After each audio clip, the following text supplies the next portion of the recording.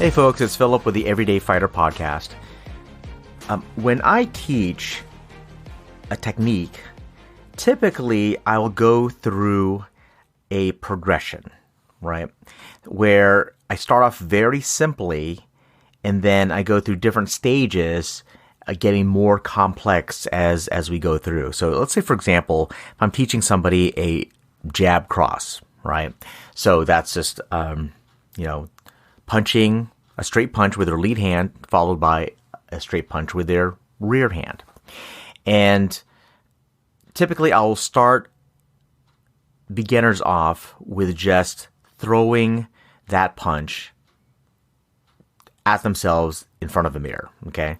So they can just look at their technique, they can see, okay, oh, this is what it's like for me to throw these two punches, right? So they're throwing basically in the air, and maybe I'll just get them off the mirror eventually. And it's like, okay, now get used to throwing these two punches in succession as you're moving around without the mirror as a frame of reference for you. Okay, so that could be the next kind of minor progression. After that, though, then we'll move them to something where they're hitting with their punches, right? So it's instead of the punches flying through the air, they're actually landing on typically a heavy bag, right? So whether that heavy bag is kind of stationary with a kind of a water or sand base, or it's kind of a free swinging bag on a chain, and it can kind of move around a little bit as they hit it. But now they're actually exerting force on a physical object. So that's the kind of the next progression in the process.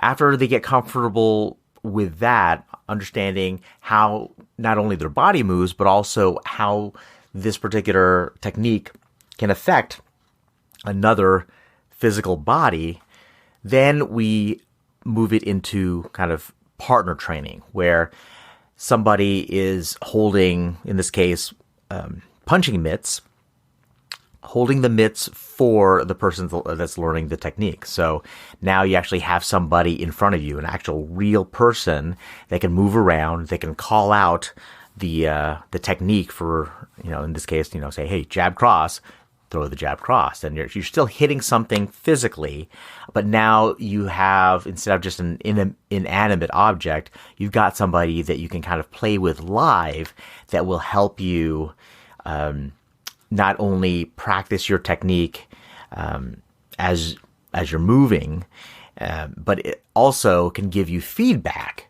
live feedback, that you're doing the technique properly or not, right?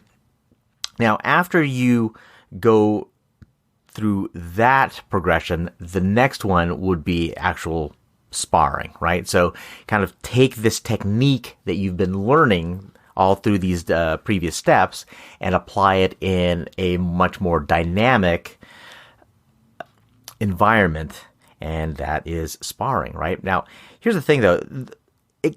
It's usually a challenge for people to make that last transition from, okay, I can hit mitts, but actually hitting somebody else, like aiming for their face, emotionally, psychologically, that's a challenge in and of itself.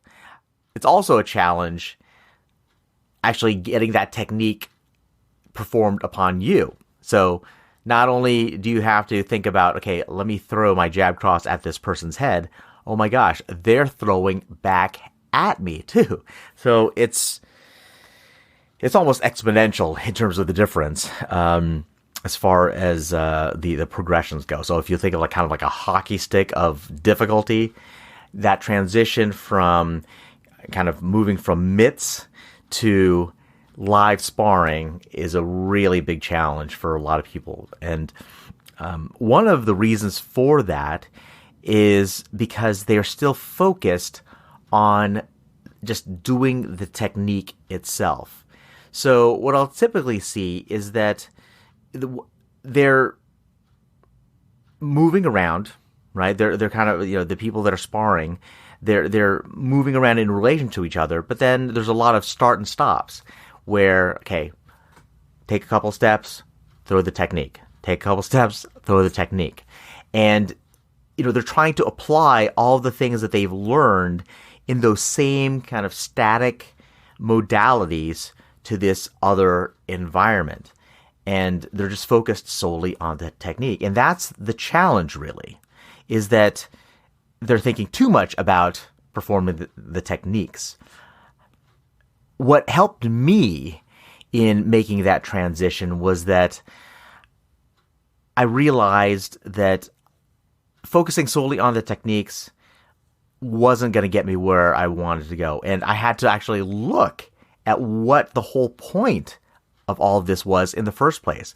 I wasn't in class to learn the technique itself. I was in class to learn how to be safe, to learn how to fight, to learn how to move my body in a way that would be useful if I had to defend myself. Okay? So once I got that, it made things much, much easier. I focused less on the technique and focused more so on safety and movement, right? Being good at that. And once I got that down, that particular technique that we're learning is just now inserted in as a kind of a secondary goal, or that particular goal helps me get to my overall goal, which is safety and self-defense and movement. So that was the way that I was able to kind of bridge that gap in learning. Now, that's something that I've had to apply not only on the mat, but also outside, particularly with this podcast. One of the things with the podcast I love because it's so personal to me. It's something that it really means a lot to me. I enjoy these conversations. I enjoy having this interaction with, sometimes friends, sometimes complete strangers, and learning all about the different ways they got into the fighting world, what it meant for them, not only physically as far as any physical transformations they've had, but also like kind of that emotional journey. So it's a big deal for me. It's something that's allowed me to appreciate much more where other people are coming from.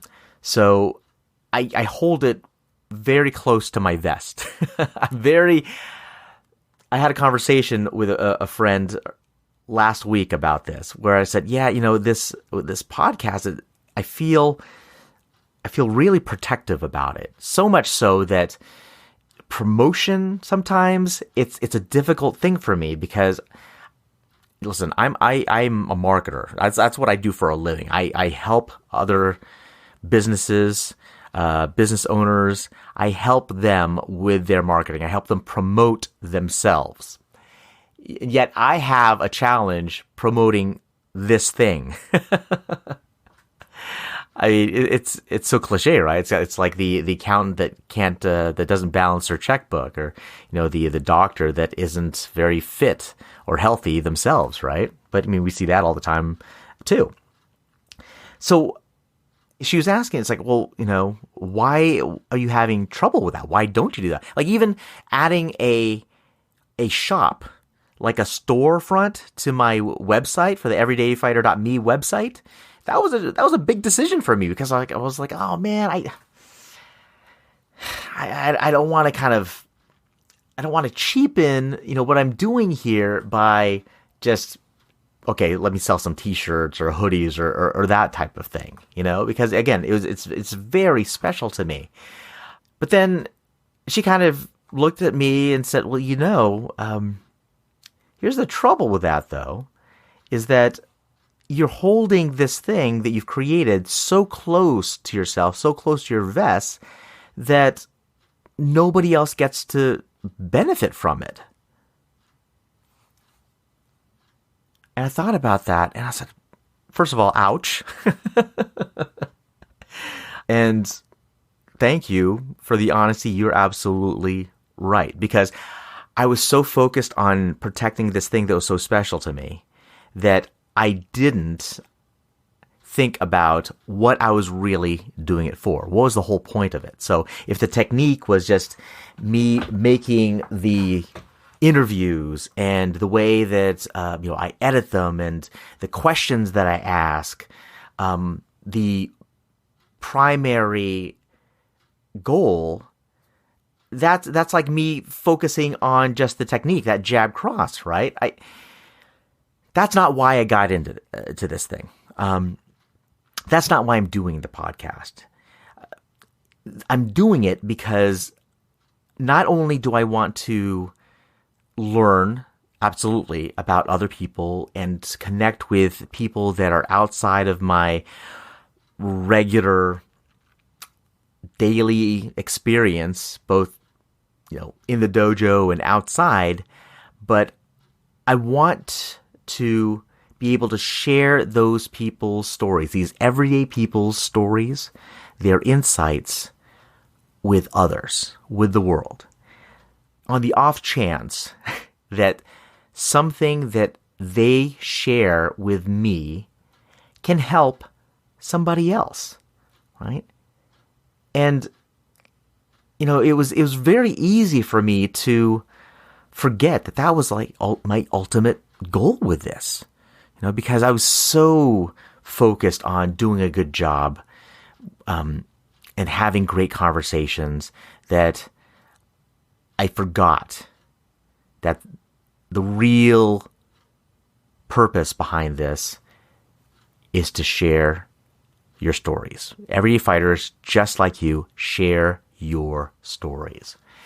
So that was a fantastic realization for me outside of the ring. Thank you to my friend there for giving me a bit of a wake-up call on that as well. So because I remember that, then it's only my duty, right, to promote it, to share it even more. Now, I don't have to be obnoxious about it. We've all been exposed to obnoxious, self-important promotion and advertising, and